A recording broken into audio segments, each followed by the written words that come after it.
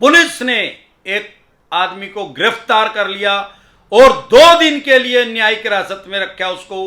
यानी कि न्यायिक हिरासत तो बोलते हैं जेल को, लेकिन उसको हवालात में रखा। आम आदमी उसको न्यायिक हिरासत ही बोल देता है, क्योंकि आम आदमी को कानून का पता नहीं। वो मुझे कह रहे थे कि न्यायिक हिरासत में, न्यायिक हिरासत उसको बोलते हैं जुडिशियल कस्टडी।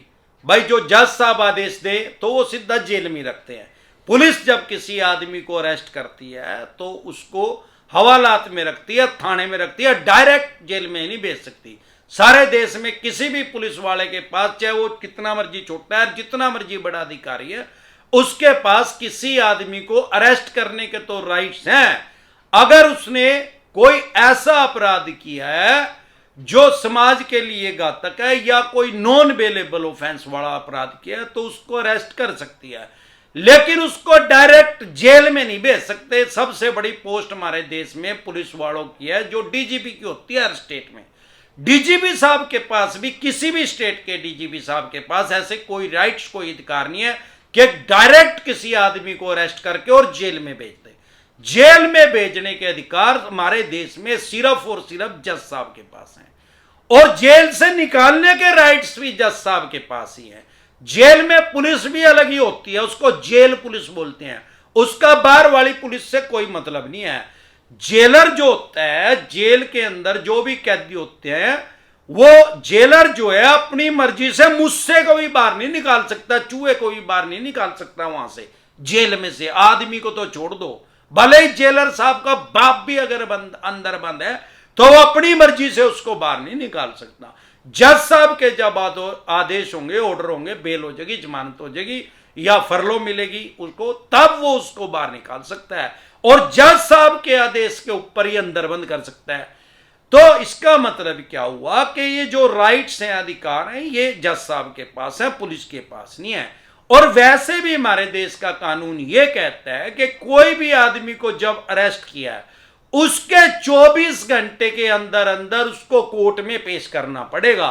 फिर चाहे नेशनल हॉलीडे हो, छुट्टी हो, तीज हो, त्योहार हो, बार हो, इतवार हो, आंधी हो, तूफान हो, मींह हो, बारिश हो, खांसी हो, जुकाम हो, नजला हो, बुखार हो, चाहे बाढ़ आ रही हो, तब भी 24 घंटे के अंदर पेश करना पड़ेगा। क्योंकि छुट्टी वाले दिन भी, जिस दिन नेशनल हॉलीडे है, उस दिन भी एक जज, सारे देश में एक जज साहब बैठते हैं कोर्ट के अंदर, जिनको ड्यूटी मजिस्ट्रेट कहते हैं। उन ड्यूटी मजिस्ट्रेट के सामने उस आदमी को अरेस्ट करके, आदमी या औरत, क्योंकि हमारे देश में राइट सबके पास बराबर है, उनको अरेस्ट करके 24 घंटे के अंदर अंदर पेश करना पड़ेगा जज साहब के पास। फिर जज साहब की मर्जी है कि उसको जुडिशियल कस्टडी में भेजें, न्यायिक हिरासत में जेल भेजें, या पुलिस को रिमांड पे दे दें, पुलिस के हवालात में उसको भेज दें, पुलिस की हिरासत में। रिमांड का मतलब पूछताछ है, रिमांड का मतलब मार पिटाई नहीं है। हमारे देश में कोई भी पुलिस वाला किसी के साथ मार पिटाई की तो छोड़ दो, ऊंची आवाज में बात भी नहीं कर सकता कानूनी रूप से, अगर आपको अपने राइट्स और अधिकार पता है तो। रिमांड का मतलब है कोर्ट ने रिमांड दे दिया, भाई पूछताछ करनी है, इससे पूरी इंक्वायरी पूरी नहीं हुई, कोई चीज किसी ने किसी का चक्कू मार दिया, कत्ल कर दिया, भाई वो वेपन बरामद करना है, वो हथियार बरामद करना है, किसी ने चोरी कर ली तो भाई वो चोरी का जो सामान वो बरामद नहीं हो पाया इतने टाइम में, तो तब जाके 24 घंटे से ज्यादा पुलिस उसको हिरासत में ले सकती है, वो भी जज साहब की इजाजत से, जिसको रिमांड बोलते हैं। अदरवाइज नहीं, 24 घंटे से ज्यादा, मैक्सिमम 24 घंटे हैं। रात को पेश करा तो अगले दिन 14 घंटे के बाद ही उसको पेश करना पड़ेगा, मैक्सिमम 24, और उसको 48 घंटे तक न्यायिक हिरासत में रखा। और सिर्फ उनका 10 लाख रुपए का लोन था।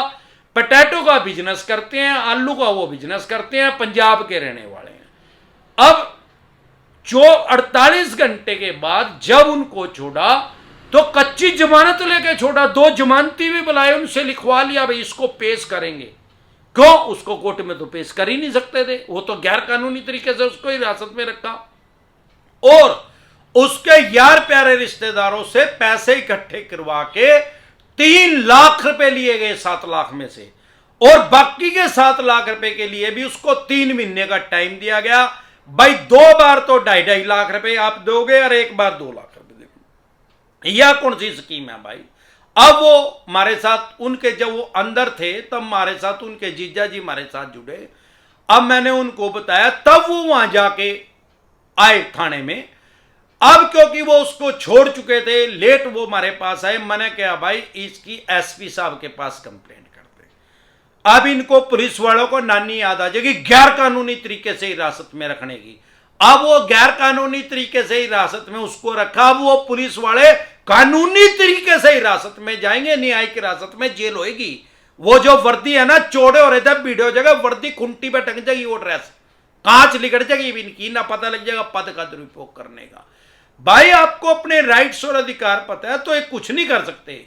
हमारे देश में वर्ल्ड की सबसे बड़ी डेमोक्रेसी है, दुनिया का सबसे बड़ा लोकतंत्र है। पुलिस का काम लॉ एंड ऑर्डर को मेंटेन करना है, कानून व्यवस्था बनाए रखना है, ना कि किसी भी बैंक या एनबीएफसी कंपनी के पैसों की रिकवरी करके देने का, या आम आदमी के भी आपने किसी के पैसे देने, उसके भी पैसे पुलिस वाले नहीं दिला सकते। उनके पास कोई राइट्स, कोई अधिकार नहीं है। अगर वो अपने पद का दुरुपयोग कर रहे हैं तो इनके खिलाफ सीधा एसएसपी साहब के पास कंप्लेंट करें। वहां से अगर कोई कार्रवाई नहीं हो रही, सीधा इस्तीगा दायर कर दो कोर्ट में जाके, कांच निकल जाएगी इनकी, तब इनको नानी याद आ जाएगी। डरे घबराए नहीं। आपको अपने राइट्स और अधिकार पता नहीं है तो पता कर ले। अमरदीप कादियान के साथ जुड़े हुए हैं पुराने तो आपको पता ही लग गए होंगे। अगर हमारे साथ नए जुड़े हैं, क्योंकि हजारों आदमी हमारे साथ हर रोज जुड़ जाते हैं, तो हमारा एक चैनल है। अगर आप मुझे फेसबुक पे देख रहे हैं तो हमारा एक चैनल है डिसेंट एडवाइस के नाम से यूट्यूब पे, जिसपे मैं लगभग 2000 वीडियो डाल चुका हूं लोन से रिलेटेड। आपको या आपके किसी भी यार प्यारे रिश्तेदार को लोन से रिलेटेड कोई भी दिक्कत, परेशानी, समस्या अगर आ रही है तो यूट्यूब के सर्च के ऑप्शन में जाके वो प्रॉब्लम लिखें, आगे डिसेंट एडवाइस लिखें, तुरंत प्रभाव से आपकी समस्या का समाधान हो जाएगा। 2 तरह के नोटिस को कभी भी अवॉइड ना करें। एक तो 138 का चेक बाउंस का, अगर कोर्ट से समन आया तो। वैसे तो 99% चवन्नी छाप फेक नोटिस भेजते हैं। फेक नोटिस डिसेंट एडवाइस लिख के वीडियो देख लें, आपको पता लग जाएगा जेन्युइन नोटिस है या फेक है। उसके अलावा अगर आपने वो चेक कर लिया, आपको जेन्युइन लग रहा है, तो सारे देश की कोर्ट जो है ऑनलाइन हो चुकी है। ई कोर्ट लोड कर ले, ई कोर्ट में चेक कर ले, आपको पता लग जाएगा। अगर असल है तो इसमें जमानत करवानी पड़ेगी, बेल लेनी पड़ेगी आपको। और ये बेलेबल ऑफेंस है, जमानती अपराध है, तुरंत प्रभाव से इसमें जमानत मिल जाती है। ज्यादातर ये आपके घर से 1000 किलोमीटर दूर जाके उसको बाउंस करते हैं, भले इनने 5000 किलोमीटर दूर जाके उसको बाउंस कर दिया हो। अमरदीप कादियान के पैनल पे सारे देश के अंदर एडवोकेट हैं, 750 हमारे देश में डिस्ट्रिक्ट है, हर डिस्ट्रिक्ट में अमरदीप कादियान के पैनल पे एडवोकेट हैं। आपको किसी भी तरह की कानूनी समस्या आ रही है, आपको एडवोकेट चाहिए, तो अमरदीप कादियान कश्मीर से कन्याकुमारी तक, गुजरात से गोवा तक, कहीं भी आपको किसी भी डिस्ट्रिक्ट में एडवोकेट चाहिए तो अमरदीप कादियान प्रोवाइड करवा देगा। आपको एडवोकेट चाहिए तो आपको स्क्रीन पे एक नंबर आया हुआ है 9306347314। इस नंबर को सेव करके व्हाट्सएप मैसेज करें, तुरंत प्रभाव से रिप्लाई आएगा कि कैसे आप एडवोकेट ले सकते हैं। इसके अलावा अगर सरफेसी एक्ट के अकॉर्डिंग आपके पास नोटिस आ रहा है, 2002 के अकॉर्डिंग 13(2) का, 13(4) का, सिंबॉलिक पोजीशन का, फिजिकल पोजीशन का, उसको कभी भी हल्के में ना ले, कभी भी इग्नोर ना करें। नहीं तो आप अपनी प्रॉपर्टी, मकान, दुकान, जमीन जायदाद, फैक्ट्री, कारखाना, स्कूल, कॉलेज, बंगला, कोठी, उससे आप हाथ धो बैठेंगे, उसकी एक्शन कर देंगे, बोली कर देंगे, सेल कर देंगे।